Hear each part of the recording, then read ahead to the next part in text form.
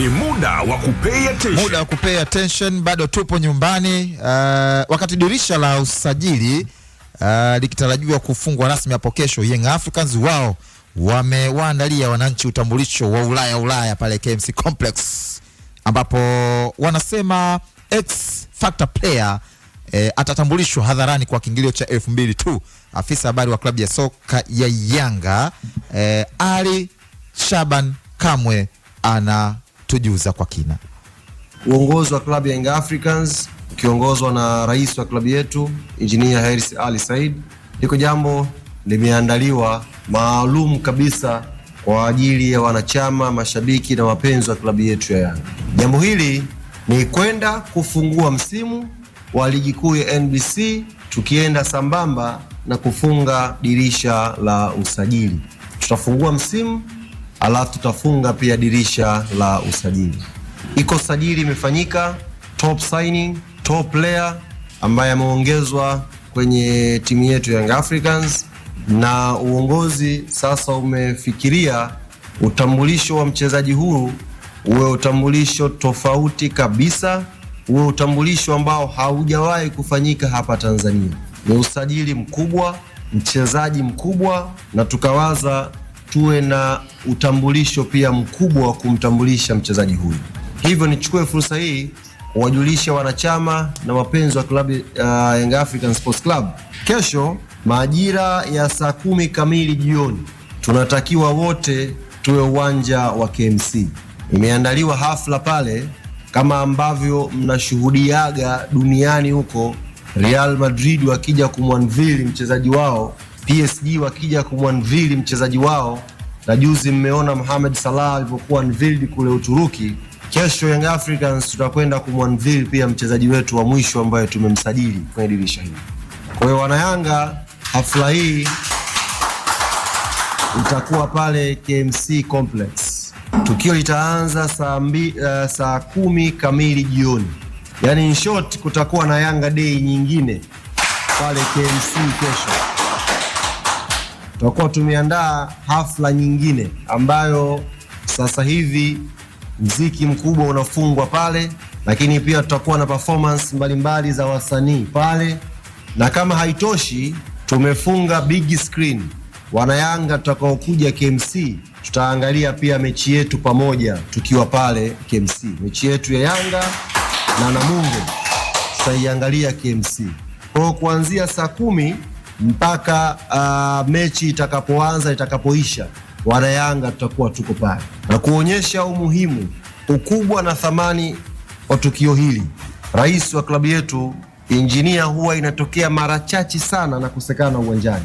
Mara chache sana. Either wameumwa au wamekumbwa na shughuli ambayo itamlazimisha labda abakie huko nje ya nchi, ashindwe kuja kuiona Yanga yake. Lakini kwa ukubwa wa tukio la kesho, na yeye hata kuwa Ruangwa, tutakuwa naye KMC kwenye hafla hii. Viongozi mbalimbali wa klabu yetu Young Africans na wao tutakuwa nao uwanja wa KMC kesho. Hafla itaanza saa 10 mpaka mechi itakapoanza, na tutaiangalia mechi kwa pamoja pale pale KMC. Hii ni mara ya kwanza, na niwaombe wanayanga kwa upya wa jambo hili, basi ikawe mara ya kwanza yenye kishindo kwelikweli. Afrika na dunia ikaone namna klabu ya Yanga inavyokwenda kufunga usajili wake kwa kumtambulisha one of the best player barani Afrika, tukimuintroduce mbele ya wanachama na mashabiki wetu. Utaratibu wa hafla hii uko vipi? Kutokana na wingi wa watu, tukapendelea na sababu za kiusalama angalau tuwe kiingilio kidogo, ili watu ambao watafanikiwa kuingia kusiwe na bugudha ya watu wengi, tukashindwa kucontrol usalama wa watu pale. Kwa hiyo kiingilio ni shilingi 2000. Maeneo yote, yani majukwaa yote pale, sio na VIP alafu kuna mzunguko, yote kiingilio ni shilingi 2000. Kwa mwana Yanga siku ya kesho, huna haja ya kukaa kibanda umiza mtaani, huna haja ya kujificha nyumbani. Vaa, tafuta uzi wako wa msimu, utupie vizuri, puliza na unyunyu wa kutosha, waambie na kwenda KMC leo kushuhudia tukio la kihistoria la klabu yangu, na mimi nakuwa sehemu ya hii historia. Shilingi 2000 yako unailipa pale pale getini. Hamna tiketi ukatoka simu wala kwenda kwa wakala. Tiketi itapatikana pale pale getini. Ukifika unalipa, unadumbukia ndani. Bwana Ali Shaban Kamwe wakija na wazo jipya. Na si kwamba Tanzania ama hizi club za Kariakoo hazijawahi kutengeneza mazingira ya utambulisho, watu wakashindwa kulala usiku. Washafanya mara kadhaa. Watu wanakesha kwenye mitandao ya kijamii wanasubiria utambulisho wa wachezaji wao. Kabisa. Wameshafanya mara kadhaa. Wana Yanga wameona kwamba ni heri waonekane ni washamba, kwamba tukio ambalo linafanyika huko sio wamekopi na kupaste.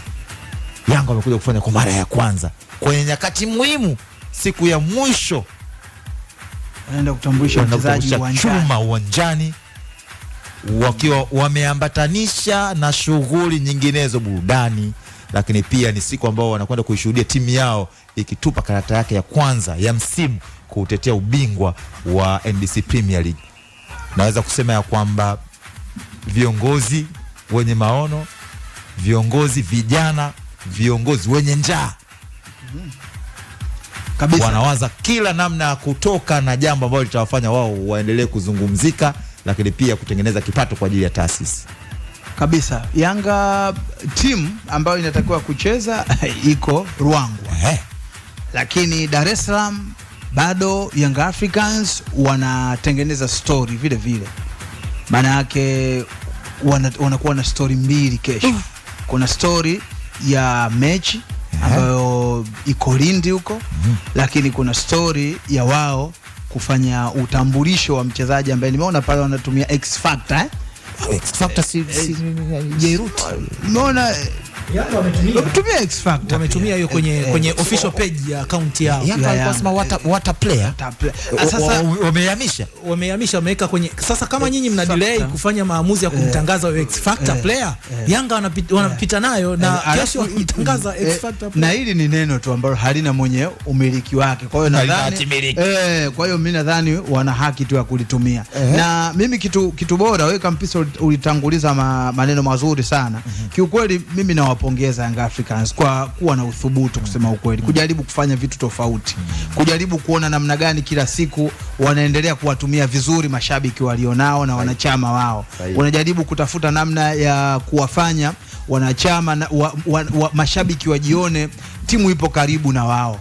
Kwa hiyo matukio ya namna hii nadhani ni jambo jema sana. Nadhani ni experience ya tofauti sana. Tumeshuhudia kwa wenzetu mara kadhaa watu wanakata tiketi zinaisha viwanjani, watu wanakata tiketi kwa ajili ya Ousmane Dembele anatambulishwa, tiketi zinaisha anatambulishwa Kylian Mbappe, tiketi zimeisha anatambulishwa Cristiano Ronaldo, tiketi zinaisha anatambulishwa Mohamed Salah. Tumeshuhudia matukio ya namna hiyo. Kwa hiyo imekuwa ni jambo zuri pia kuona kwamba wanajaribu Yanga kuingiza wazo la namna hiyo kwetu kwa namna yetu pia ya kikwetu kwetu. Kwa hiyo mimi nawapongeza kusema ukweli. Vijana, akili inafanya kazi haraka, uthubutu.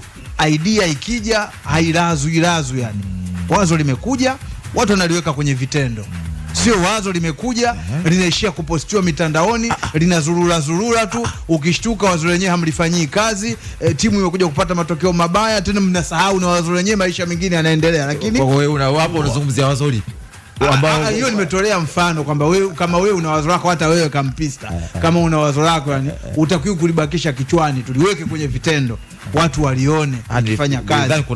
Kuna moja timu ina wazo lake wameanza baada sije kupoteana na wenyewe wazo wanaweza kama limepotea. Hiyo haihusiani. Lakini hii ya Yanga ni kuwapongeza, wazo limekuja, halikuwa na kelele nyingi, limeingizwa kwenye vitendo, na kesho mimi nakwambia mashabiki wa Yanga hawana shida, wataitika kwa sababu mchezaji ameshaambiwa ni X Factor. Maana yake ni mtu mwenye kitu extra huyo mtu, sio mchezaji wa kawaida, ndio tafsiri yake. Kwa kama ni mchezaji ambaye si wa kawaida na anakwenda kutambulishwa siku ya mwisho ya usajili, maana yake mashabiki wanatarajia kitu kikubwa kwa timu yao. Kwa jambo zuri na kubwa, waende Yanga kwenye kitu chao hiko. Na pia itakuwa ni engo, sababu ndio kwa mara ya kwanza. Tafsiri yake ni kwamba hii pia itakuwa inatengeneza ushawishi mwingine kwa kila msimu, kwamba pale ambapo sababu unajua ikionekana imelipa tafsiri yake ni kwamba kila msimu klabu itakuwa inahakikisha inamleta mchezaji mwenye ushawishi anahitajika kwa ajili ya masuala ya kiufundi, lakini pia mwenye ushawishi sokoni, kwa sababu itaanza ku attract makampuni ya kibiashara, sababu ni tukio ambalo mwenye yake ya matangazo analirusha moja kwa moja, au sio? Lakini pia makampuni unajua yanapenda kujiassociate na matukio makubwa ambayo yanaweza kukusanya watu. Kwa hiyo tayari unaona, sijajua ni kamati ya utendaji ama idara ya habari ambayo imekuwa na ubunifu, lakini pia president tuwasifie tu kwa pamoja, tuwasifie tu wao kama club wamefanikiwa na ni kitu kizuri sana. Uzuri nilienda pale makao makuu ya klabu ya Yanga, nenda kupiga story na wadau. Idara nyingi inaongozwa na vijana, inaongozwa na vijana, na nikauliza akasema waona tuona sisi wachache hapa, kila idara ina watu zaidi ya 20. Mbona watu wengi? Anasema hapa kuna watu ambao kazi yao ni kuleta ideas tu, na ikija idea inawekwa kwenye utekelezaji. Na nikasema kwa nini? Bwana Engineer Hersi alichokifanya, yeye ni kijana anataka kufanya kazi na vijana. Kwa hiyo kuna wengine ambao hata walikuwa wameajiriwa sehemu, anahitaji akili yake, anamnyofoa, anamweka Yanga. Kwa hiyo kuna watu ambao wako ruthless huku chini wanafanya kazi. Tunaona kina Alikamwe juu, ila kuna watu huku chini wanapambana kuhakikisha kwamba ideas zinakuja, Yanga inakuja kitofauti kila msimu. Na nimependa Engineer Hersi namna anavyo run club. Yeye ni kijana, anafahamu kabisa, ana deal na wachezaji ambao wengi ni Gen Z. Namna treatment ya hawa vijana, unahitaji kijana aweze kuishi nao vizuri.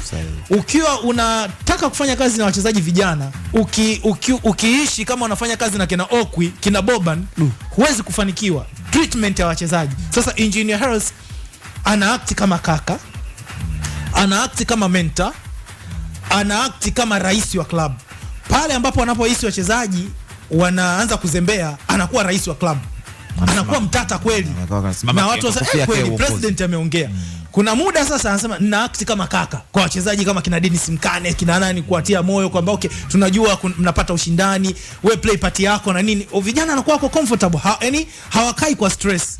Kuna muda sasa, namna ambavyo unaweza ukamtreat mchezaji pale anapopata shida labda kwenye familia, Engineer Hersi anaenda front mpaka kwenye familia, anakaa chini, anataka kujua nini shida, anatatua. Mchezaji anakuwa na furaha, mchezaji anaona kwamba kama sichezi kwa ajili yangu, nicheze kwa yule ambaye ananifanya mimi niwe Yanga, niwe na furaha.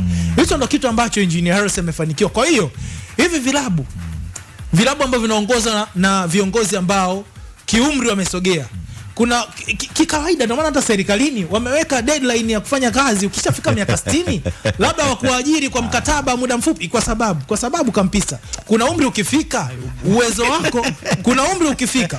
wako wa kureason, uwezo wako wa kufikiria nao unapungua. Kuna klabu gani ambayo inafanya kazi na wastaafu kama unavyotaka kusema hivyo? Mimi nimesema wewe sema kuna klabu gani inafanya kazi na wastaafu? Kuna namna viongozi hawa miaka 30 hawa wanajirudia tu kwenye timu, wanajirudia. Uwezo ukapata kitu kipya. You need new people ambao wana vision hivi. Don Perez, rais wa Madrid, 80s na nini ku plus. Sasa wewe unamwona Perez pale as president, unajua wanaofanya